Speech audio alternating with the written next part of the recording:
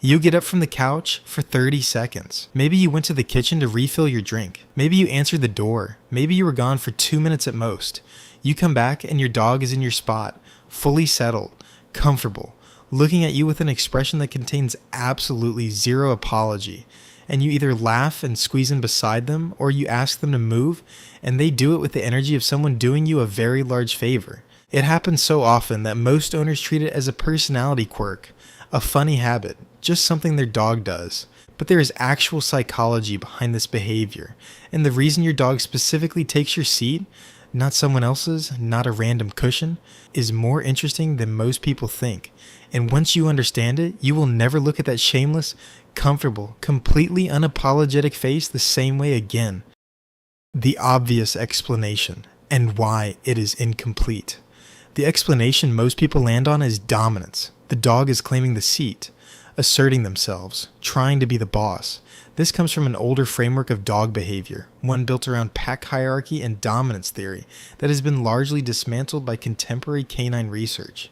The idea that dogs are continuously strategizing to elevate their social status over their owners is not supported by current behavioral science.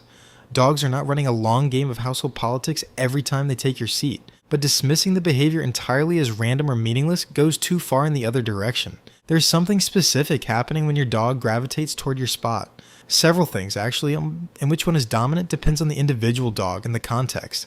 The real answer, as is almost always the case with dog behavior, is more layered and more interesting than the surface explanation suggests.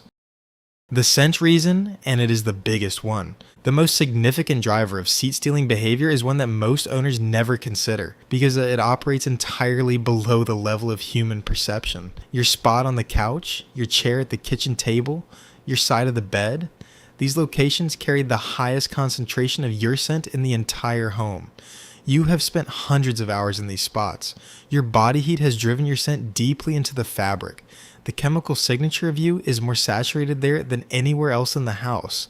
And for your dog, that scent is not just familiar, as we have covered in this series. Your scent is neurologically associated with safety, comfort, and the regulation of their stress response. Cortisol drops in the presence of owner-scented items.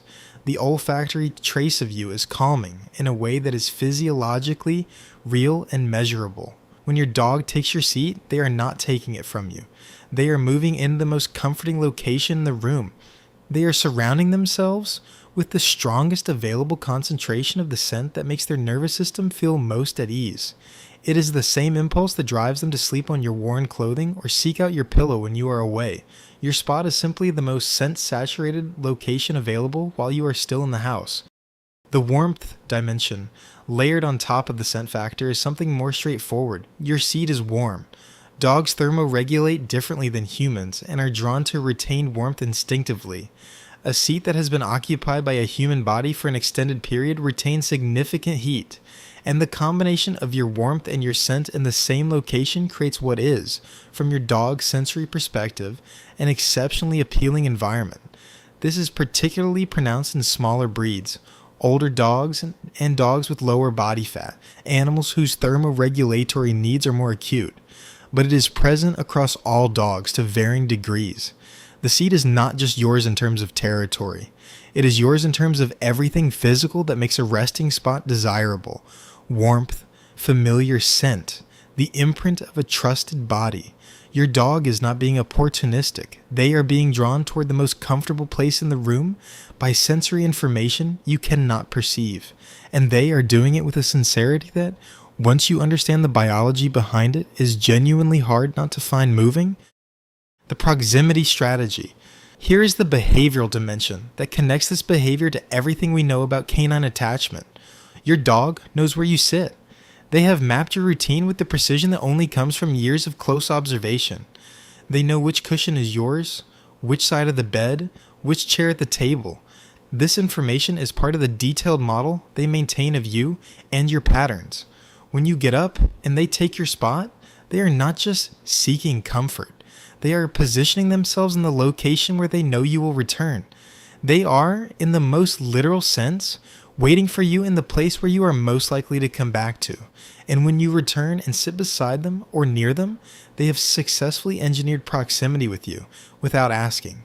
without following you through the house, by simply occupying the gravity point of your usual location and letting your routine bring you back to them. This is attachment behavior expressed as spatial strategy. The dog that takes your seat is a dog that has learned the geography of your habits well enough to use it. That level of attentiveness to your patterns is not manipulation. It is devotion expressed through knowledge, when it is about something else entirely. For most dogs in most households, seat stealing is a benign combination of scent-seeking, warmth-seeking, and proximity strategy. It is not a problem behavior and it does not require intervention. But there is a version of this behavior that sits in different psychological territory and is worth knowing how to identify. Some dogs do not just take the seat, they guard it. They stiffen when you approach. They hold eye contact in a way that has a different quality to it. They growl or snap when asked to move. They return immediately and with visible determination the moment you leave again. This is resource guarding, and the resource being guarded is not the seat itself. It is the scent, the warmth, the proximity to you that the seat represents. The dog has assigned such high value to this location that they are now defending access to it. Resource guarding around furniture can escalate, and it does not resolve on its own. A dog that growls when asked off the couch is a dog communicating that the value of that location has become high enough to defend, which means the underlying anxiety or attachment intensity driving that valuation needs to be addressed directly. The distinction is simple. A dog that moves when asked, even reluctantly, is a dog with a preference. A dog that refuses, stiffens, or guards is a dog with an issue worth taking seriously. What you should actually do for the vast majority of dogs, the answer is whatever works for your household. If you do not mind sharing the couch, share it. If you prefer your dog off the furniture, train a reliable off cue using positive reinforcement and be consistent about it. What does not serve either of you is an inconsistent response. Allowing it sometimes and correcting it other times creates the same pattern we have discussed throughout the series. Unpredictable outcomes that generate anxiety rather than resolving behavior. The one thing worth doing, regardless of your furniture rules, is maintaining the ability to ask your dog to move and have them do it willingly. Not because you need to assert authority over a seat cushion, because a dog that cannot be asked off furniture without resistance has developed a level of resource attachment that is worth keeping in check, for their emotional health as much as yours. A dog that moves easily gets acknowledged warmly for doing so, and is invited back up on your terms.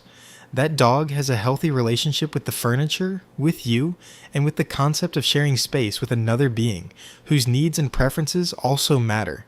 That is the dynamic worth building, and it starts with understanding why they wanted the spot in the first place.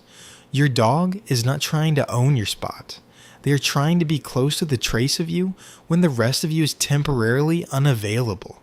That is not something to correct. That is something to understand. Drop a comment. I read every single one. Subscribe. New video every week. See you next time.